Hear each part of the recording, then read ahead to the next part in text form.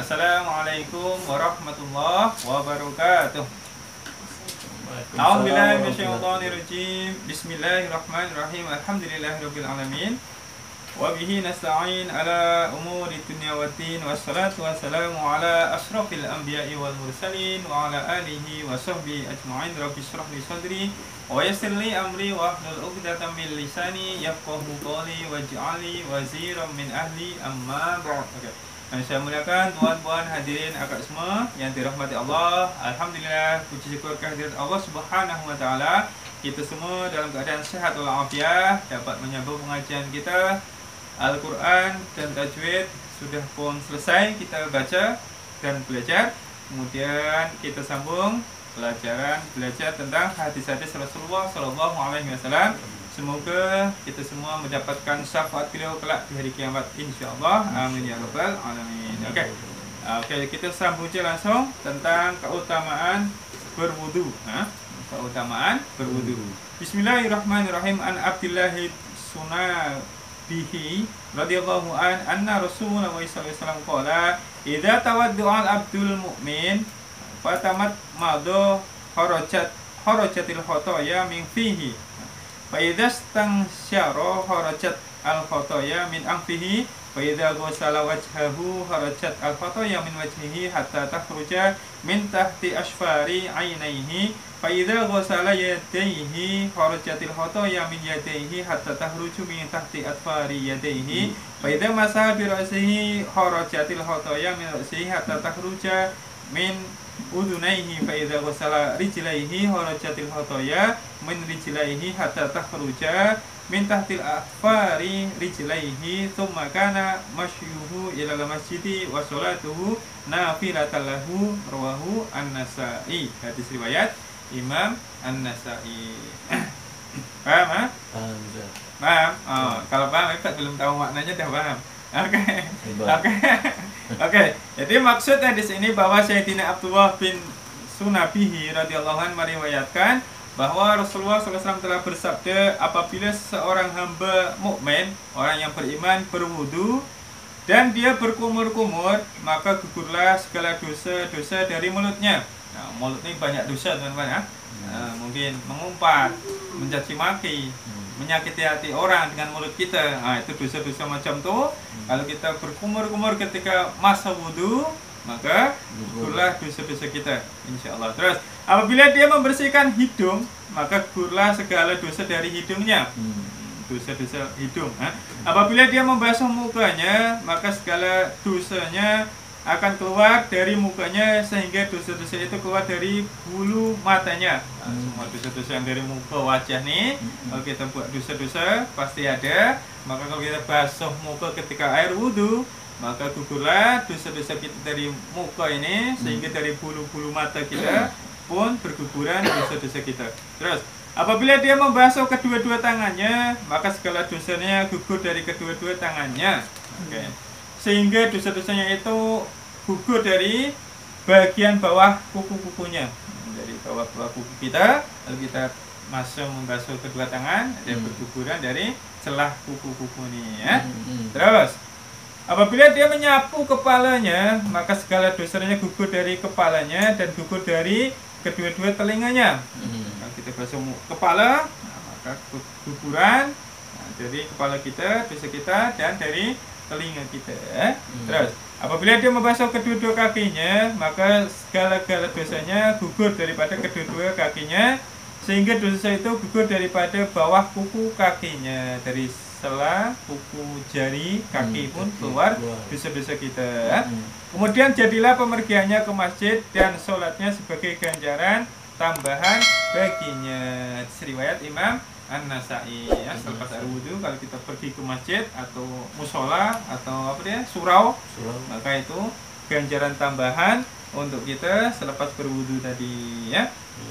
Terus dalam hadis yang panjang, riwayat Sayyidina Amr bin Abbas Sulami radhiyallahu anhu, sekiranya dia bangun bersolat lalu dia memuji Allah Subhanahu wa taala dan memujanya serta dia mengagungkan Allah Subhanahu wa taala dengan pujian yang layak baginya, dan dia mengosongkan sanubarinya hanya untuk Allah Subhanahu wa taala, maka setelah selesai sholat dia suci daripada dosa-dosanya sebagaimana keadaannya pada hari dilahirkan oleh ibunya. Hadis riwayat Imam Muslim. Jadi dalam hadis yang lain riwayat Imam Muslim dari Amr bin Abbasah, sekiranya kemudian dia bangun setelah wudhu tadi, sholat, lalu dia memuji Tuhan. Dalam sholat pasti ada puji-pujian. Kita alhamdulillah alamin semua dan memujanya serta dia mengagungkan Allah, baca Allahu Akbar dengan pujian yang layak baginya. Terus dia mengosongkan sanubarinya, maknanya dia fokus khusyuk sholat ikhlas lillahi ta'ala. Maka dia setelah selesai sholat, dia seakan-akan suci daripada dosa, seakan-akan dia baru dilahirkan kembali dari dari ibunya, seakan dia jadi baby lagi lah, jadi bayi, maknanya kosong tanpa dosa. Jadi bersih daripada dosa, seakan-akan dia macam bayi baru dilahirkan. Macam juga para orang kafir, orang yang tak Islam, dia masuk Islam, maka dia kosong dosanya. Dosa yang 50 tahun baru masuk Islam contohnya kan, lepas itu dia masuk Islam, semua gugur dosanya, semacam dia bayi lagi. Bukan berarti nak netek emaknya lagi, bukan. Maknanya dia dosa itu kosong macam bayi lagi tanpa dosa. Oke, paham? Terus bagian ulama menerangkan mengenai hadis yang pertama, yaitu dengan sebab wudhu dosa-dosa seluruh tubuh akan diampunkan, dan dengan sebab sholat dosa-dosa batin juga akan diampunkan. Jadi sebab wudhu, semua dosa-dosa seluruh tubuh kita, anggota badan, maka akan diampunkan oleh Allah. Dan sebab sholat kemudiannya, maka dosa-dosa batin kita akan diampunkan juga oleh Allah Subhanahu wa Ta'ala. Banyak dosa-dosa batin ini ya, bisa dilakukan hati kita. Oke, paham? Macam-macam drengki semualah ada dalam hati. Cukup ke satu lagi? Satu lagi ya. Oke, bismillahirrahmanirrahim. Ini hadis panjang juga. Oke, kita ambil hadis sampai pendek sikit. An Ibnu Umar radhiyallahu anhu qala kana Rasulullah sallallahu alaihi wasallam yaqul man tawaddu'a ala tuhrin kutiba lahu asyru hasanatin, rawahu Abu Dawud. Hadis riwayat Imam Abu Dawud. Bahwa Sayyidina Abdullah bin Umar radhiyallahu anhu berkata bahwa Rasulullah SAW telah bersabda, sesiapa yang memperbaharui wudhu maka dia akan mendapatkan 10 kebaikan. Hadis riwayat Imam Abu Dawud. Para ulama menulis bahwa syarat untuk memperbaharui wudhu ialah wudhu yang lama itu telah digunakan untuk mana-mana ibadah. Maknanya kalau maaf cakap nih kita wudhu nih ya, wudhu untuk sholat zuhur, contoh kan, untuk sholat zuhur, lepas itu kita dah gunakan untuk sholat, wudhu tadilah kita dah gunakan untuk ibadah. Maka kalau kita nak buat sholat yang lain, maaf cakap belum batal, belum ketut kan, belum batal. Nah, lepas itu kita nak buat ibadah yang lain, nak sholat asar, contoh lepas zuhur ini tak kentut sampai asar, maka disunahkan memperbarui wudhu. Sunnahnya memperbarui wudhu. Sebab kalau kita perbarui wudhu, maka hukumnya kita mendapatkan 10 kebaikan. Tapi pendapat ulama yang lain pula tak boleh memperbarui wudhu. Maknanya beda pendapat ini biasa. Tapi banyak orang berwudhu balik Ustaz. Maknanya tak payah wudhu pun sebetulnya dah sah lah. Maknanya dia tak batal lagi kan. Maknanya wudhu pertama nak masuk sholat berikutnya tak ada masalah. Cuma kalau kita perbarui wudhu mendapatkan 10 kebaikan. 10 kebaikan. Oke. Satu lagi, An Abi Hurairah radhiyallahu anhu Nabi sallallahu alaihi wasallam qala laula an asyqa ala ummati la amartuhum bisiwaki inda kulli sholatin, rawahu Muslim. Bahwa Sayyidina Abu Hurairah meriwayatkan bahwa Rasulullah SAW telah bersabda, sekiranya tidak akan menyusahkan umatku, maka pasti aku akan memerintahkan mereka bersuci ketika setiap kali menunaikan sholat. Jadi riwayat Imam Muslim.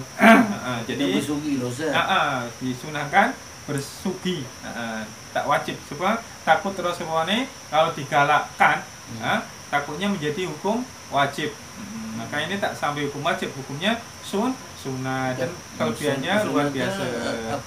Sunnah muakkadah namanya, digalakkan, sunnah yang digalakkan, ditekankan, tapi tak wajib, tak sampai wajib. Itu khawatir memberatkan umat Rasulullah, maka Rasulullah tak nak mewajibkan, tapi disunahkan saja. Sebab ada kelebihan-kelebihan dalam hadis berikutnya. Ada keutamaan-keutamaan bila kita sebelum sholat bersiwak dahulu. Itu sunnah Nabi Ustaz kan? Bisa betul sunnah Rasulullah SAW. Oke, cukup kata. Rasulullah SAW. Yang betul semuanya dari Allah, yang silap salah dari kesalahan saya mohon dimaafkan. Bila fit taufiq wal hidayah wal afu minkum. Wassalamualaikum warahmatullahi wabarakatuh.